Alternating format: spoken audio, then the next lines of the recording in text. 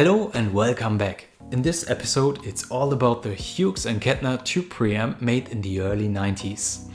Since there's a lot to cover in this episode, feel free to jump to the part of your interest. So in part 1 I'll talk about the history of the Tubeman and we take a look at the patent, which hopefully unveils all the tonal and innovative secrets. For those who only came for the sound, no problem, part 2 is for you. But if you ever thought about modifying your device, in part 3 I will do exactly that and compare it to my stock one.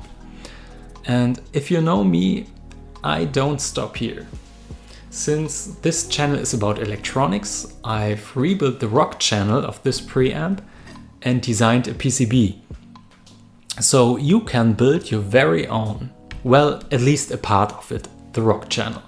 So this final part is meant as a small bonus and you can download the Gerber files down below. So let's get right into it. Okay, let's talk about the historical context. The Tubeman was designed as a portable preamp. It has a new patented circuit with a single 12 AX7 and 4 channels in a box.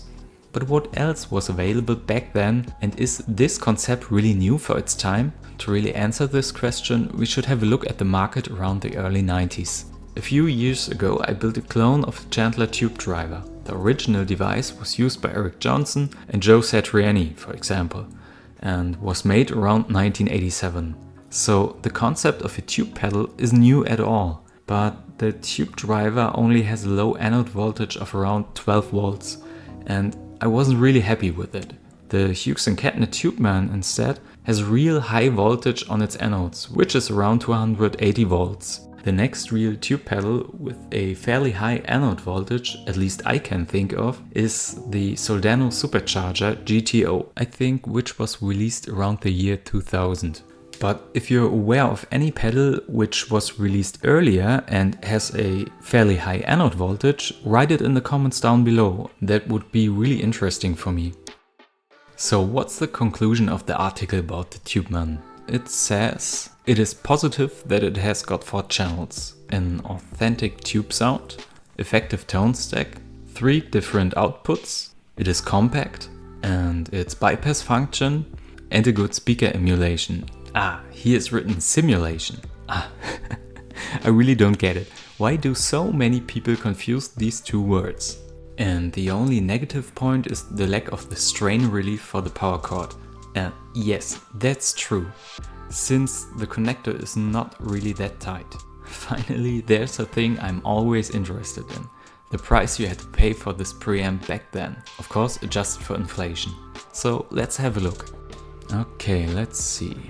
590 German Mark equals $361 in 1992. Now inflation. So first the year 1992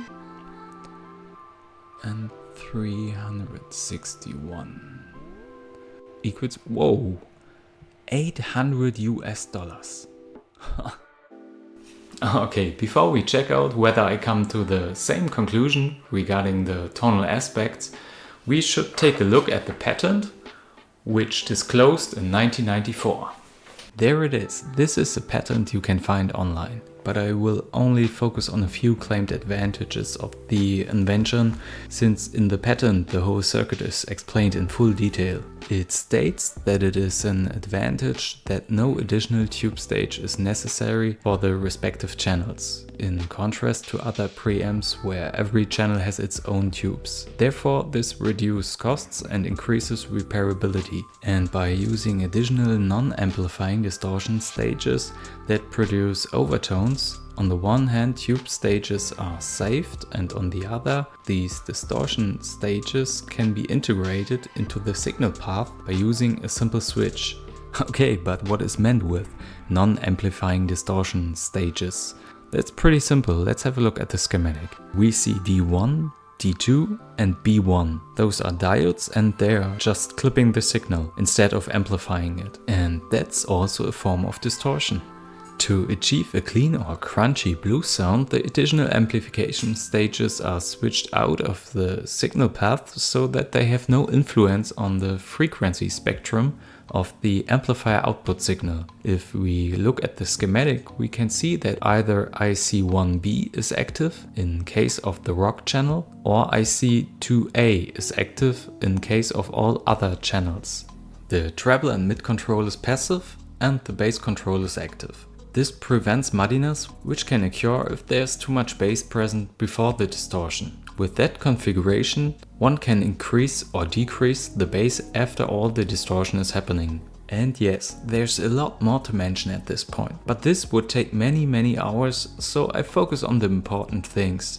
Essential for the Tubeman is that it has a real high voltage on the anodes of the tubes. Intelligent switching of the amplifier stages prior to the tube stages. This way the tubes can do most of the work. Plus, there's a lot of clever filtering going on. Even the gain potentiometer has a passive filter network. And of course the overall tone shaping via high and low pass filter elements. And if you wonder how much the diode clipping influences the sound, I can tell you that it actually softens the distortion a little bit. I know some people are always complaining, yeah, but is it a tube amp with all those ICs and diodes? And my answer would be yes, of course. With this type of circuit design, the tubes do the most work. But hear for yourself.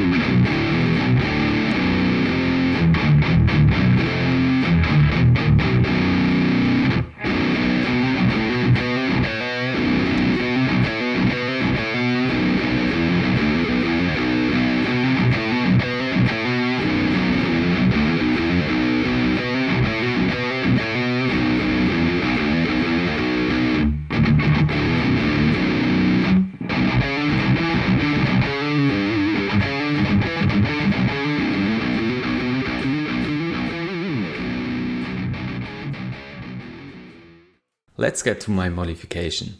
Maybe you've noticed the massively overemphasized bass when picking the notes, especially in the rock channel.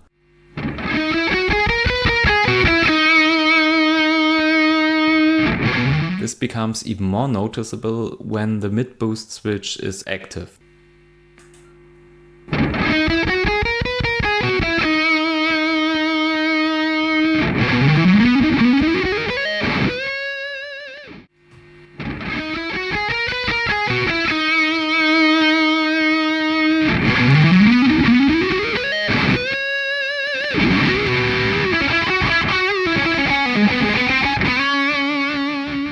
Dialing back the bass pot doesn't really change much here because the problem has its origins way before the bass pot. I don't really like that for the things I play, but of course this is up to your own taste. If you also want to get rid of this overemphasized bass when picking, let's have a look at the schematic. Here we can see the branch to the rock channel with C13, which has a value of 2.2 microfarads, and therefore it allows a relatively large amount of low frequencies to pass through. And IC1B additionally boosts bass with C21's oversized value of 10 microfarads. I drastically reduced it to 1 microfarad. And this does the main thing. In addition, I wanted to give the tubes a little more power by connecting a 6.8k ohms in parallel to R36. This increases the gain of this stage so that it boosts the second tube stage even more. Since this change affects all channels, I made sure you can still get a decent clean sound in any case. But now it is also possible to overdrive the funk and jazz channel to a slight crunch, and the blues channel has also more gain.